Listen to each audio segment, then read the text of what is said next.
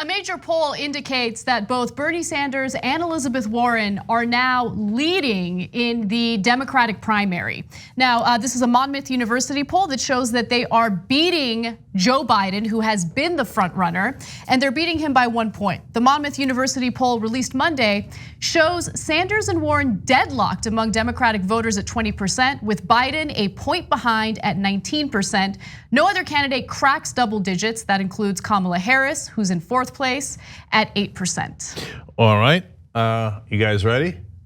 Ladies and gentlemen, we got him. Down goes Biden. Okay, I'm just kidding. I'm just kidding. So okay, one of the worst mistakes anyone can make is to get too confident, and I don't want people to get confident. With that said, this is great news because there are giant changes in the poll results for these candidates. So if you just go back a little bit, the same polling organization found something very different just last month. Hold on. So before we show you the massive changes that have come forward, I want to tell you two things we're going to do afterwards. One, Nate Silver has decided this poll doesn't count.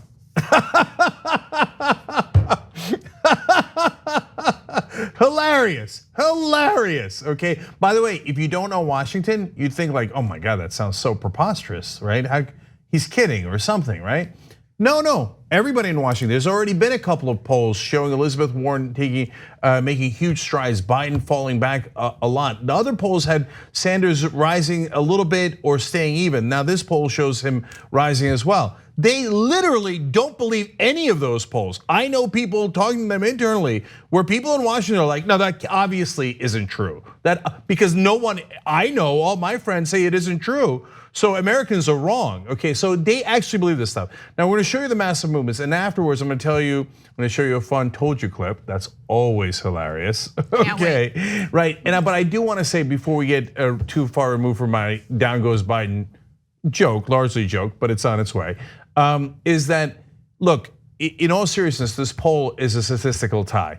So you shouldn't say things are statistical ties only when it's to your advantage. And a lot of the headlines do say tie. Now, not all of them said tie when Biden was up by a point, which happened recently, but overall, a lot of them did say tie, etc. And this poll does have a 5.7% margin of error, which is significant. Yes. So look at the overall movements. So don't be like Nate Silver and not look at the overall movement and go, I don't see it, right? His new excuses. Oh, no, it has to be after a major event, otherwise the poll doesn't count. Yeah, I know. We're gonna get to him in just a second. Okay, hold on. Sorry, just to finish up on that.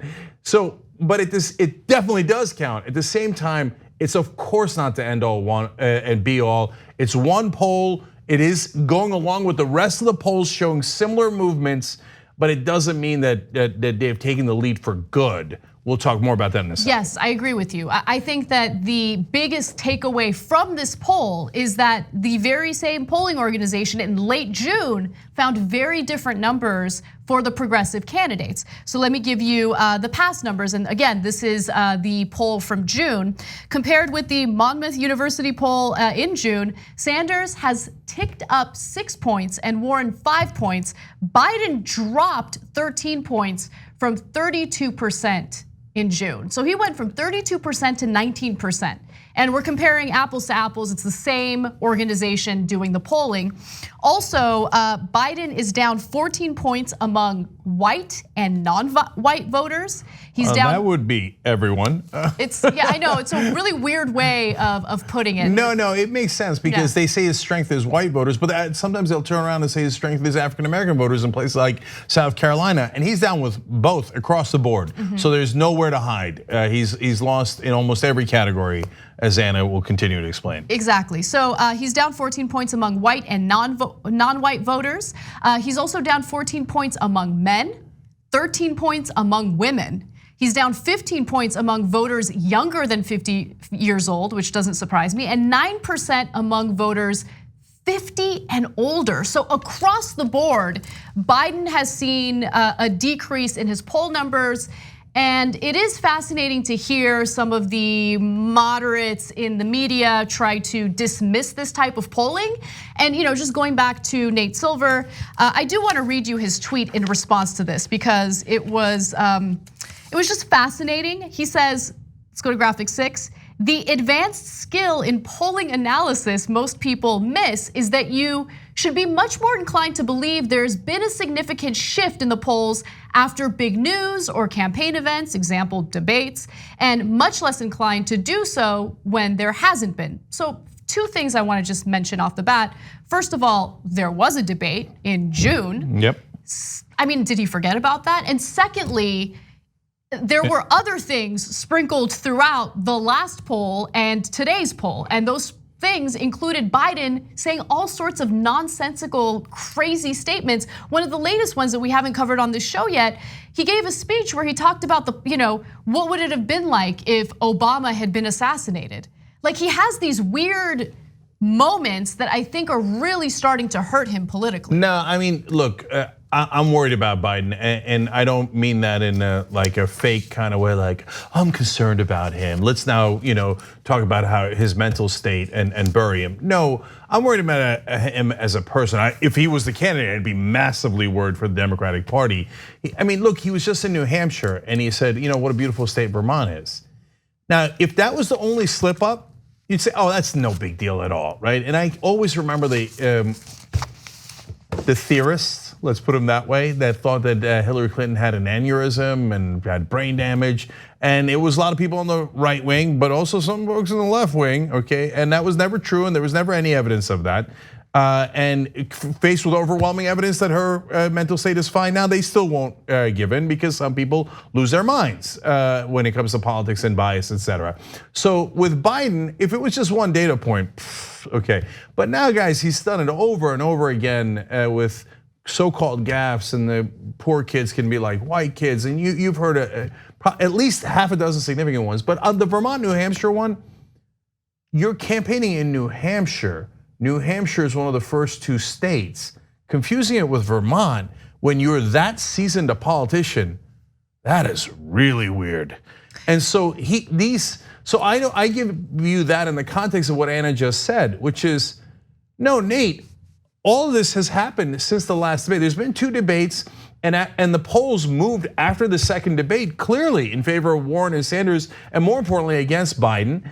And then there was one poll that showed that no, Biden had regained the lead, and of course all the mainstream media is on Biden's side, so they do propaganda on his behalf 24/7 after the debates for several weeks. But then he kept making these huge gaps that are making big news. So there's plenty of reasons to believe this poll and 2 others that are similar to it are real. But when anyone in the establishment, including Nate Silver, sees numbers they don't like, they just wish them away. He did the same thing with Donald Trump right about this time. When I was saying, look, all the numbers are super real, he's gonna win the Republican nomination, people like Nate Silver were saying I was crazy. Oh, that's never gonna happen. No one I know likes Donald Trump. That doesn't mean a goddamn thing. And the reason I get more mad at Nate Silver is because his job is supposed to be numbers. Right. If he was a normal jackass pundit on television, I'd be like, it's Tuesday. Right, the American people say that millionaires should keep their tax cuts. That's what I heard among my millionaire friends, right? That's normal stuff, but Nate can't even see numbers straight. Yeah, I mean, look, I'm not really surprised. I think that his commentary and his hostility toward progressive candidates is well documented. But I do want to get back to some of the other findings of this poll, and then I want to kind of give you my theory, and then Cenk can brag about his predictions. Yes. Yeah, I know that's what he's waiting for the most. So here are some more findings, and it's just fascinating. Biden also slipped 18 points among Democratic voters who describe themselves as moderate or conservative, and 9 points among self-identified liberals. Okay, let's pause for a second. Self-identified moderates stopped supporting Biden, according to the responses from this poll. And just quickly, I want to give you my theory. Look, Biden, yes, there have been a number of gaffes. He's also been MIA when it comes to, in my opinion, important campaign stops and rallies and in terms of like strategizing and garnering more support or solidifying more support in the Democratic base. He's been MIA, he's kind of ripping a page out of Hillary Clinton's playbook, which I think is a giant mistake. And then you have the progressive candidates, and what have they been doing?